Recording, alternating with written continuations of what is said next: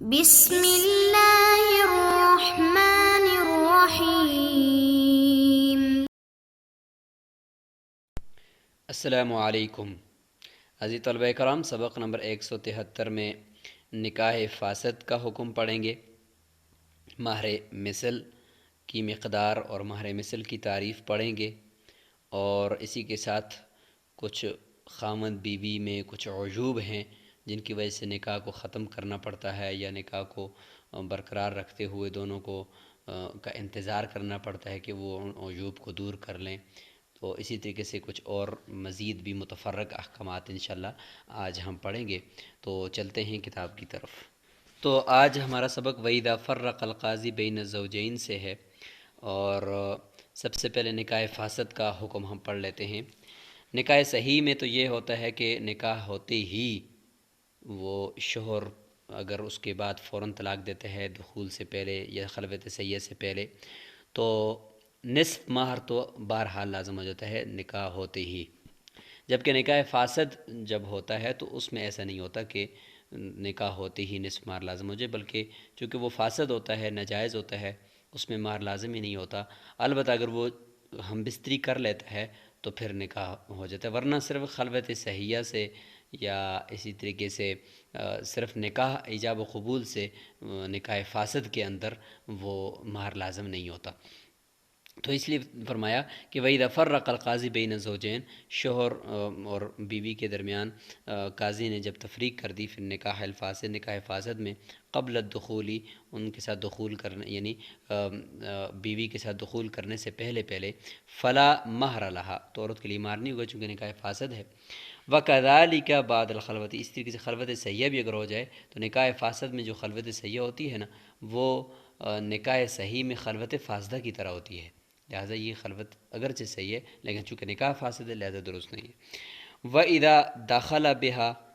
اگر دخول کر لیا تھا، بستری کر لی تھی نکاح فاسد کے اندر، تو فَلَهَا مَهْرُ مِثْلِهَا، پھر تمہارے مثل لازم ہوگا جتنا بنتا ہے، کیونکہ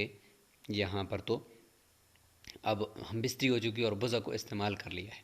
ولا یزاد علی المسمى، مسمى پر زیادتی نہیں کی جائے گی، جو انہوں نے پہلے متعین کیا تھا کہ اتنا مہر ہوگا، اس سے زیادہ نہیں، کیونکہ اس سے زیادہ پر تو وہ یعنی اس مسمى پر تو وہ خود راضی ہیں۔ وعلیہ العدہ، اور عورت کے اوپر عدت بھی ہوگی، اور عدت بھی وہ عورت گزارے گی، اگرچہ یہ نکاح فاسد ہے عدت بھی گزارے گی، چونکہ عدت کا تعلق ہوتا ہے کہ اس کے رحم کو دیکھا جائے کہ وہ رحم پاک ہے، یعنی اس میں کوئی بچہ تو نہیں، لہٰذا اس کی ضرورت پڑے گی یہاں پر بھی۔ وَيَثْبُتُ نَسَبُ وَلَدِهَا مِنْهُ، اور بچے کا نسب بھی اس سے ثابت ہو جائے گا، یعنی اس کے درمیان جب تفریق ہوئی تھی نکاح فاسد میں میاں بیوی کے درمیان، تو دخول کے بعد سے دیکھیں گے کہ 6 مہینے کے بعد اگر بچہ پیدا ہوتا ہے تو ہم یہ سمجھیں گے 6 مہینے کے اندر یا 6 مہینے کے بعد کم از کم، تو ہم یہ سمجھیں گے کہ یہ بچہ اسی کا ہے اور نسب ثابت ہو جائے گا، چونکہ نسب کے معاملے میں شریعت بہت احتیاط کرتی ہے تاکہ بچے کا بھی کچھ نہ کچھ کام آگے زندگی میں چل پڑے۔ وَمَهْرُ مِثْلِهَا يُعْتَبَرُ بِأَخَوَاتِهَا، اب یہاں سے آگے مہر مثل کی بحث شروع ہو رہی ہے کہ مہر مثل ابھی تک ہم کر رہے بھائی مہر مثل لازم ہوگا، اگر مسمى نہیں ہے تو مہر مثل لازم ہوگا، کسے کہتے ہیں؟ تو فرمایا کہ مہر مثل کا جو اعتبار ہوتا ہے عورت کا، تو وہ اس کی باپ کی طرف سے شریک جتنی بھی رشتہ دار عورتیں ہیں، یعنی اس کی بہن، اس کی پھوپھی، اس کی پھوپھی زاد، اس طرح کی عورتیں، اگر البتہ اگر اس کی والدہ وہ بھی اگر باپ کی کوئی چچا زاد تھی یا باپ کی کوئی کزن تھی یا اس طرح کی کوئی تھی، تو پھر وہ بھی باپ کی طرف منسوب ہوتے ہوئے اس والدہ کا جو مہر تھا اس کا بھی اعتبار کر کے اس عورت کا مہر ہوگا۔ تو مہر مثل میں دو عورتوں کے درمیان جو مہر ہم دیکھیں گے کہ بھئی اس عورت کا جتنا مہر تھا اس کا بھی اتنا ہو، تو ان دو عورتوں میں کیا مماثلت ہونی چاہیے وہ دیکھیں۔ کہتے ہیں یعتبر باخواتها، عورت کی بہنوں، وعماتها، اس کی پھوپھیوں، وبنات عمیہ، اور اس کی پھوپھی زاد بہنوں سے کے ساتھ اس کا اعتبار کیا جائے گا، جتنا مہر ان کا ہوگا اور اتنا اس میں ہوگا۔ اب ان دو عورتوں میں کیا کیا شرائط ہونی چاہیے جن کا مہر دوسری کا بھی مہر مثل بنے گا؟ کہتے ہیں کہ ولا یعتبر بام، اچھا یہاں پہ دیکھیں یعنی ماں کے بارے میں کہا کہ ماں کا مہر جو ہوگا وہ مہر مثل نہیں بنے گا، چونکہ ماں اگر بشرط ہے کہ وہ دوسرے خاندان کی ہو، اگر وہ بھی باپ کے خاندان کی ہے تو پھر اس کا بھی مہر مثل بن سکتا ہے۔ وخالت، یا خالہ کا نہیں بنے گا، کیونکہ خالہ وہ باپ کی طرف سے جو رشتہ دار عورتیں اس کی طرف سے نہیں ہوتی، وہ ماں کی طرف سے ہوتی ہے۔ اس میں بھی وہی شرط ہے کہ اذا لم تکون من قبیلتها، اگر وہ اس عورت کے باپ کی طرف سے جو قبیلہ ہے اس میں سے نہ ہوں۔ یاد رکھیں عورت جو ہوتی ہے وہ باپ کی طرف منسوب ہوتی ہے نا، اسی کے ساتھ اس کا شرف ہوتا ہے، اسی کے ساتھ اس کی عزت ہوتی ہے، لہذا باپ کی طرف سے جو عورتیں ہیں ان کا جو مہر ہوگا وہ بھی وہی اس کا ہوگا۔ اور اعتبار کن کن چیزوں میں کیا جاتا ہے دو عورتوں کے مہر مثل میں؟ وَيُعْتَبَرُ فِي مَهْرِ الْمِثْلِ أَنْ يَتَسَاوَى الْمَرْأَتَانِ کہ دونوں عورتیں جو ہیں وہ برابر ہوں، فی السن عمر میں بھی، یعنی جتنی عمر کی ہے اتنی وہ بھی ہو، اس کے ہم عصر ہوں، والجمال خوبصورتی میں بھی، والمال اور مال میں بھی، والعقل اور عقل میں بھی، والدین اور دینداری میں بھی، والبلد اور شہر میں بھی، چونکہ ایک شہر کے اندر اور ایک ملک کے اندر اور مہر ہوتا ہے، دوسرے ملک کے اندر کسی اور کرنسی کے اندر ہوتا ہے، کہیں پہ زیادہ کہیں پہ کم ہوتا ہے، والعصر اور زمانے کے اندر بھی۔ تو ان چار پانچ چیزوں کے اندر برابری ہوگی دو عورتوں کی، کہ اس ایک عورت کا نکاح پہلے ہوا عمر میں اس کے برابر تھی، جمال میں بھی مال میں بھی، چونکہ جمال کی وجہ سے اور مال کی وجہ سے بھی مہر کے اندر کمی زیادتی ہوتی ہے نا، یہ چیزیں ساری تو کلیئر ہیں۔ اس طریقے سے عقل کی وجہ سے بھی بہت زیادہ عقل مند عورت ہے تو اس کا مہر اور زیادہ ہوتا ہے، کنزین کا اور اس سے کم ہوتا ہے، دینداری میں بھی، اور ایک ملک سے دوسرے ملک کا۔ تو ان تمام چیزوں میں جب وہ دو عورتیں ایک ہوں، بالکل یکساں ہوں، دونوں ایک ہی جگہ کی ہوں، دونوں ایک ہی عمر کی ہوں، دونوں ایک ہی طرح کا جمال ہو، دونوں ایک ہی طرح کی دینداری ہو، تو اس میں اگر ایک عورت کا مہر 10,000 روپیہ رکھا گیا تھا تو اب اس کا مہر بھی 10,000 روپیہ ہوگا، اس کو کہتے ہیں مہر مثل۔ وَيَجُوزُ تَزْوِيجُ الْأَمَّةِ مُسْلِمَةً كَانَتْ أَوْ كِتَابِيَّةً، کہتے ہیں کہ باندی کے ساتھ شادی کرنا یہ جائز ہے۔ کوئی آدمی باندی کے ساتھ شادی کرتا ہے تو جائز ہے، کیونکہ اس کے ساتھ وطی کرنا جب جائز ہے تو نکاح کرنا بھی اس کے ساتھ جائز ہے۔ کتابی ہو پھر بھی ٹھیک ہے، یعنی اہل کتاب میں سے ہو، بشرط ہے کہ وہ حقیقتاً اہل کتاب ہوں، اگر انہوں نے اپنی کتاب کو بھی چھوڑ دیا ہے تو پھر وہ اہل کتاب نہیں ہے، مطلب عیسائی ہے یا یہودی ہے، لیکن حقیقت میں اگر ہو تو پھر اس کے ساتھ جائز ہے۔ ولا يجوز ان يتزوج امة على حرة، لیکن یہ جائز نہیں ہے کہ پہلے آزاد بیوی ہو اور اس کے اوپر باندی کے ساتھ شادی کرے، یہ جائز نہیں ہے، کیونکہ اس میں آزاد عورت کے لیے انسلٹ کی بات ہے۔ وَيَجُوزُ تَزْوِيجُ الْحُرَّةِ عَلَيْهَا، ہاں البتہ یہ ہے کہ باندی کے اوپر آزاد عورت کے ساتھ شادی کرنا جائز ہے، کیونکہ باندی کے لیے اس میں کوئی کسی قسم کی کوئی ذلت نہیں ہے۔ اب ایک مرد کے لیے کتنی شادیاں کرنے کی اجازت ہے اس کا ذکر ہے کہ وَلِلْحُرِّ أَن يَتَزَوَّجَ أَرْبَعًا مِنَ الْحَرَائِرِ وَالْإِمَاءِ، کیونکہ قرآن میں ہے کہ فَانكِحُوا مَا طَابَ لَكُم مِنَ النِّسَاءِ مَثْنَىٰ وَثُلَاثَ وَرُبَاع، 4 تک ہے، اس سے آگے نہیں ذکر فرمایا، تو اس لیے باندیوں سے کرتا ہے تو پھر بھی 4، یا مکس کرتا ہے تو پھر بھی 4 ہی کر سکتا ہے، اس سے زیادہ نہیں کر سکتا۔ وَلَيْسَ لَهُ أَن يَتَزَوَّجَ أَكْثَرَ مِن ذَلِكَ، اس سے زیادہ کرنے کی اجازت نہیں ہے۔ وَلَا يَتَزَوَّجُ الْعَبْدُ أَكْثَرَ مِنْ اثْنَتَيْنِ، 2 عورتوں سے زیادہ غلام نکاح کسی سے نہیں کر سکتا، کیونکہ وہ چونکہ غلامی میں ہے اور غلامی جو ہوتی ہے وہ نعمت کو نصف کر دیتی ہے، لہٰذا نصف ہوگا۔ فَإِن طَلَّقَ الْحُرُّ إِحْدَى الْأَرْبَعِ، اب یہ ہے کہ 4 عورتوں میں سے ایک کو اگر طلاق دیتا ہے تو کیا دوسری سے فوراً نکاح کرے، کیونکہ ایک تو نکاح طلاق سے نکل گئی نا، تو اس کے بارے میں یہاں پہ یہ ذکر کیا جا رہا ہے کہ نہیں فوراً نہ کرے۔ طلاق رجعی میں تو بطریق اولیٰ نہ کرے، کیونکہ اس میں تو اس کی بیوی ہوتی ہے، نکاح ہی نہیں ٹوٹتا۔ طلاق بائن میں بھی نہ کرے، کیونکہ طلاق بائن میں عورت اس کے مکان میں ہوتی ہے شوہر کے اور عدت گزار رہی ہوتی ہے وہاں پہ، اور ہو سکتا ہے کہ ان کے پھر دوبارہ آپس میں تعلقات بن جائیں، تو ان سب چیزوں کے ہوتے ہوئے گوئے کہ عورت ایک طرح سے نکاح میں ہی باقی ہوتی ہے، اس لیے ابھی تک وہ 5ویں کے ساتھ شادی نہیں کر سکتا۔ کہتے ہیں کہ 4 عورتوں میں سے کسی ایک کو طلاق دے دی، طلاق بائن، طلاق بائن دے دی۔ طلاق بائن اس لیے کہ طلاق رجعی میں تو بطریق اولیٰ جو ہے وہ نکاح نہیں ٹوٹتا نا، یہ تو طلاق بائن اس لیے اس کو ذکر کر دیا، تو طلاق بائن دے دی، تو کہتے ہیں کہ لم یجوز، جائز نہیں ہے ان یتزوج رابعۃ، چوتھی کے ساتھ شادی کرنا، حتی تنقضی عدت ہوا، یہاں تک کہ یہ طلاق یافتہ کی عدت مکمل ہو جائے۔ وَإِذَا زَوَّجَ الْأَمَةَ مَوْلَاهَا، باندی کی شادی اس کے مولا نے کروا دی، ظاہر ہے پیچھے تھا کہ مولا کی اجازت کے بغیر نہیں کر سکتی، مولا نے خود شادی کروا دی، ثم اعتقت، پھر اس کو آزاد بھی کر دیا گیا، پھر اس کو آزاد بھی کر دیا گیا، تو کہتے ہیں فَلَهَا الْخِيَارُ حُرًّا كَانَ زَوْجُهَا أَوْ عَبْدًا، اس کا شوہر چاہے آزاد ہو یا غلام ہو، اس کو اختیار ہے آزاد ہونے کے بعد کہ وہ اس کے پاس رہے یا نہ رہے، چونکہ پہلے تو باندھی تھی تو بول نہیں سکتی تھی مولا کی وجہ سے، اور اب چونکہ اس کو آزادی مل چکی ہے تو اب وہ اگر شوہر کے پاس نہیں رہنا چاہتی، چونکہ اس وقت پہلے تو اس کا اختیار نہیں چلتا، تو اب اس کا اختیار ہے، تو لہٰذا کیونکہ زندگی اس نے گزارنی ہے، اس کو پتہ ہوگا کہ میں کس کے ساتھ رہ سکتی ہوں اور کس کے ساتھ میں نہیں رہ سکتی ہوں، زندگی نہیں گزار سکتی ہوں، لہٰذا اس کو اختیار ملنا چاہیے۔ اس بارے میں بھی کافی تفصیل ہے، وہ انشاءاللہ بڑی کتب میں آپ کو ملے گی۔ بقدر مکاتبہ اور مکاتبہ اور باندی مکاتبہ، اس طریقے سے مکاتبہ باندی کو بھی اختیار ہے کہ وہ اس طریقے سے بعد میں پھر کر سکتی ہے۔ وَإِن تَزَوَّجَتْ أَمَةٌ بِغَيْرِ إِذْنِ مَوْلَاهَا ثُمَّ أُعْتِقَتْ صَحَّ النِّكَاحُ وَلَا خِيَارَ لَهَا۔ ہاں اگر مولا کی اجازت کے بغیر اس نے شادی کی تھی، خود کر لی تھی، مولا کو پتہ ہی نہیں چلا، پھر اس کے بعد مولا کی طرف سے اس کو آزادی مل گئی ہے، تو نکاح تو اس کا درست ہے، لیکن اس کو اختیار نہیں ملے گا کہ وہ وہاں سے نکل کر کہیں اور جا کر اپنا نکاح کروائے۔ اس چیز کا اختیار اس کو نہیں ہوگا، کیونکہ یہاں پہ مولا کی اجازت کے بغیر اس نے نکاح کیا ہے۔ ومن تزوج امرأتین فی عقدۃ واحدۃ احداہما لا یحل لہ نکاحها، کہتے ہیں کہ کسی آدمی نے کیا کیا، دو عورتوں کے ساتھ ایک ہی عقد کے اندر شادی کر دی، ایک ہی عقد کے اندر اکٹھا دو عورتوں کے ساتھ اس نے شادی کر دی، ان میں سے ایک عورت ایسی تھی کہ جس کے ساتھ اس کا نکاح کرنا حلال نہیں تھا، ایسی دو عورتیں تھیں، ان میں سے ایک کے ساتھ اس کا نکاح کرنا حلال نہیں، مثلا وہ مجوسی تھی یا کسی کوئی مارم تھی، کچھ بھی تھا،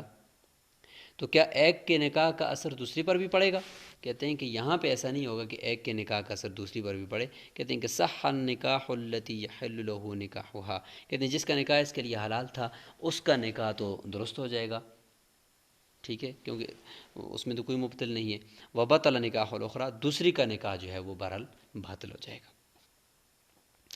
وَإِذَا كَانَ بِالزَّوْجَةِ عَيْبٌ، یہاں پہ عیوب کا ذکر شروع ہو گیا ہے کہ ایک عورت کے اندر جو ہے وہ عیوب ہیں، تو اب یا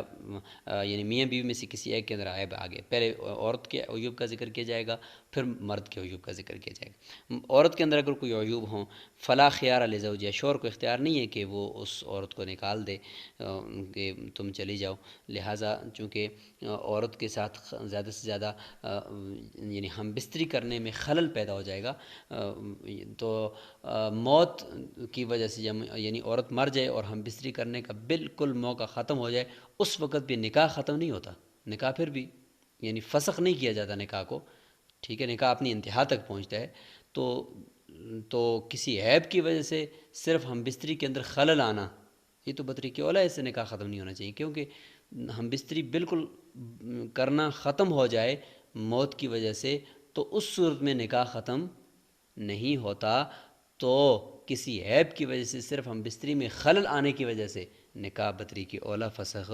نہیں ہوگا، یہ اصول آپ نے یاد رکھنا ہے۔ وَإِذَا كَانَ بِالزَّوْجِ جُنُونٌ أَوْ جُذَامٌ أَوْ بَرَصٌ، یعنی شوہر کے اندر عیوب ہوں، ایسے عیوب ہیں کہ اس میں وہ پاگل ہے، کبھی کبھار اس کے اندر پاگل پن آ جاتا ہے، یا اس کو کوڑھ کی بیماری لگی ہوئی ہے یا برس کی بیماری لگی ہوئی ہے، تو کہتے ہیں کہ اس میں دانے پھوڑے وغیرہ نکل جاتے ہیں جسم پر،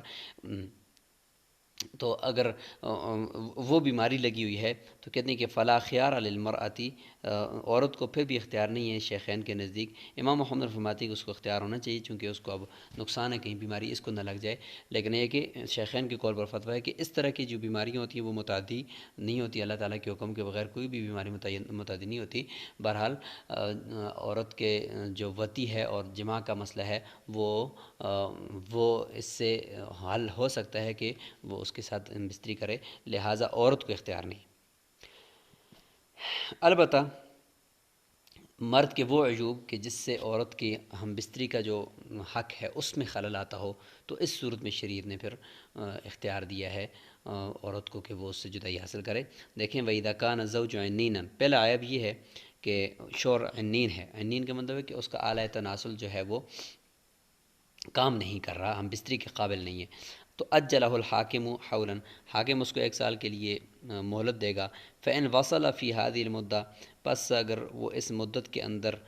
وہ عورت کے ساتھ ہم بستری کو پہنچ گیا، یعنی اس کے قابل ہو گیا، فلا خیار لہا، تو پھر عورت کو اختیار نہیں ہے، کیونکہ وہ کام جو تھا وہ ہو چکا ہے۔ وإلا فرق بینہما، اور اگر پھر بھی وہ قابل نہیں ہوا 1 سال تک، 1 سال ہی انتظار کیا جا سکتا ہے کہ اس میں وہ اپنا علاج کروا دے حکماء کے پاس جا کر، کہتے ہیں کہ پھر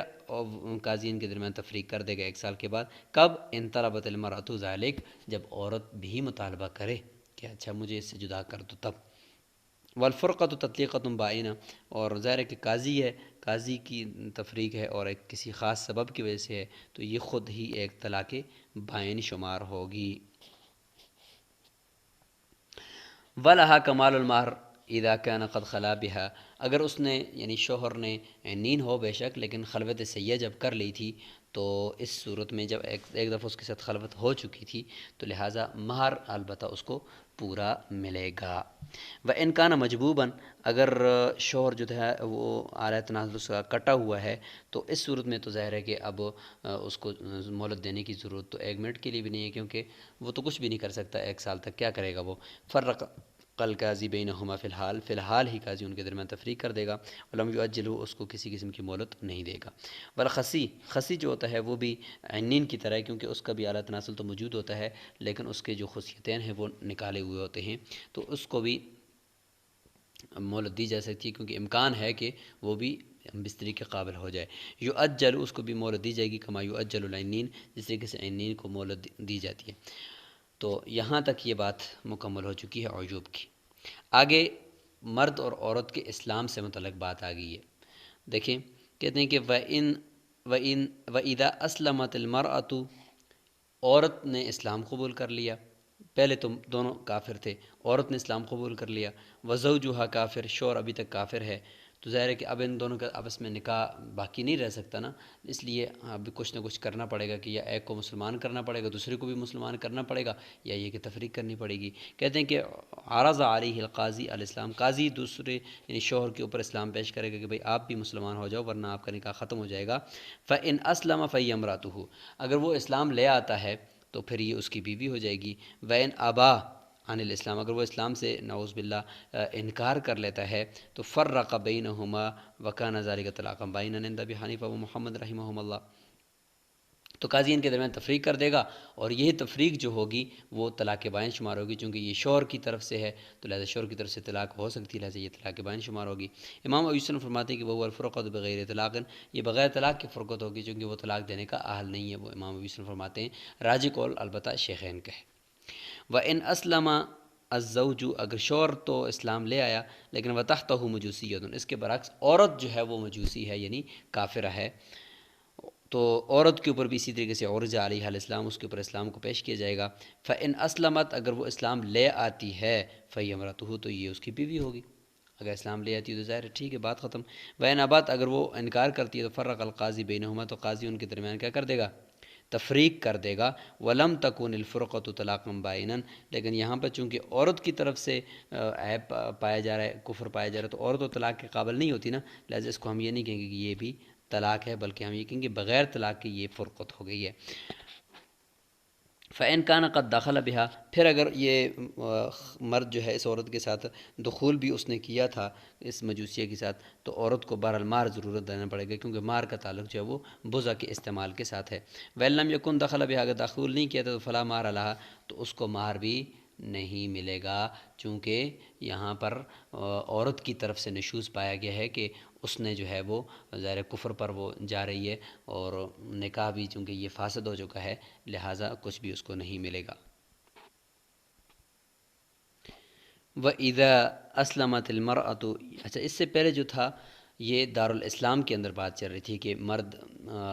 نے کفر، عورت نے اسلام لایا ہوا ہے، مرد کافر ہے تو اس کے اوپر اسلام پیش کیا جائے گا، اور یا مرد مسلمان ہے عورت کافر ہے تو عورت پر اسلام پیش کیا جائے گا، تو یہ دارالاسلام کی باتیں ہو رہی تھی کہ دارالاسلام میں ہوں۔